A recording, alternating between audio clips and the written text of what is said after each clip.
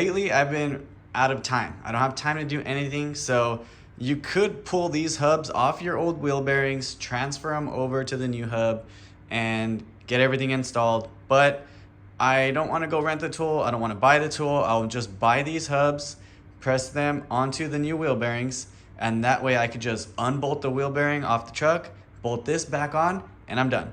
I'm going to either keep the old bearings and hubs since they're not bad for trail spares, or at some point I will remove the hubs off the old bearings, press them onto some new bearings, and then sell them as a complete unit. So I'm not at a loss by buying these. I just don't have time to go messing around and getting the tooling, and I already have the press at home, so I could do this way faster than doing the other work as stated. Anyways, let's get cracking on the job.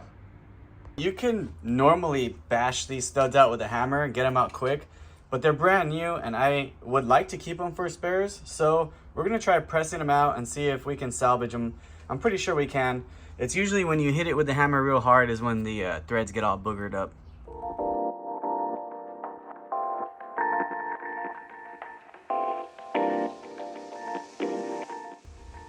There we go, all 12 studs are saved. Literally no damage taking these things off. And let's get ready to put the ARP extended studs on it. And real quick before we do that, just check this out. Toyota Tacomas are notorious for having very small wheel studs. A lot of aftermarket wheels have you used a lug nut that is extended thread, so it's got a small little acorn shape that goes in and grabs a few more threads besides the taper, just to be safe. So putting these extended studs on, we won't have to mess with any of that, and we'll have a way stronger metal in general over the factory metal.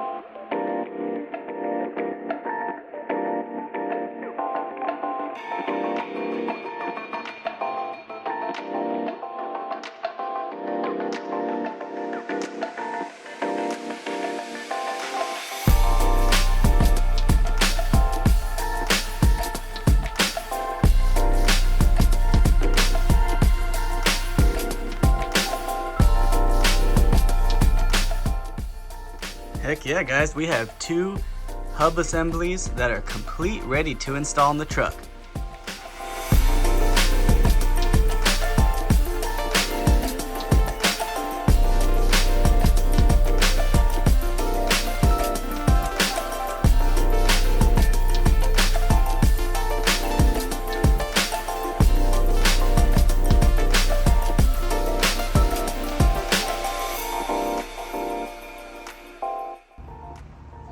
This is the setup I'm running right now.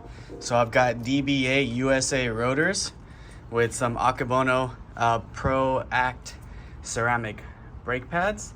And I did the secondary spring mod. So there's 2 springs to evenly space out the brake pad.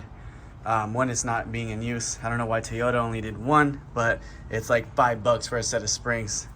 Other than that, you can see my spindle gussets here. I had everything TIG welded.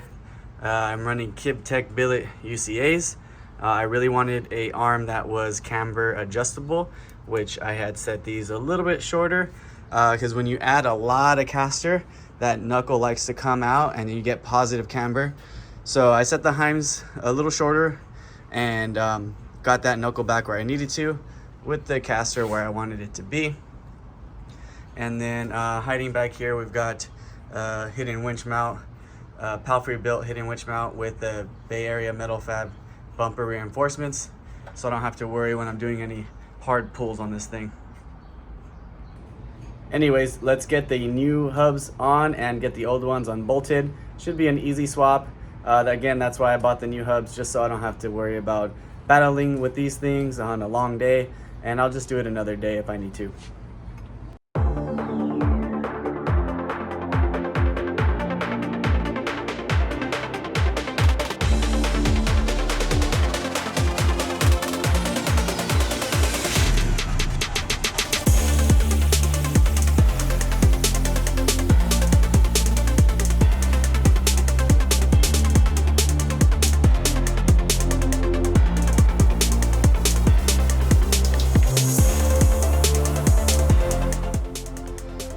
just as I was hoping. This was a simple remove and replace, and I cleaned this thing up with some Simple Green and hit it with a little bit of ceramics detailer. So hopefully it stays nice and clean for a while. The TE37s don't run center caps, and I don't like center caps on them, so keeping this clean is important to me. And in the video, when you saw me run this lug nut up, it got stuck. So I tried another one and it got stuck. So I ended up just cranking it all the way by hand. And I can see when it was fully seated, there was a bunch of little rust. So these things, let's see if I can get it on camera. The rust is about halfway. So you can see where the stud went halfway in, and from halfway until the end, there was no stud because they were so short. So they rusted a little bit due to that, because the coating's only on the outside, very minimal coating on the inside. So that shiny silver at the bottom, that was engaging the stud. The rest of those threads right there at the top weren't touching anything. But luckily I have a thread chaser, so rather than relying on the studs to clear them up, I'm just gonna chase them real quick and just make it easier on these and hopefully extend the longevity of the threads on the studs.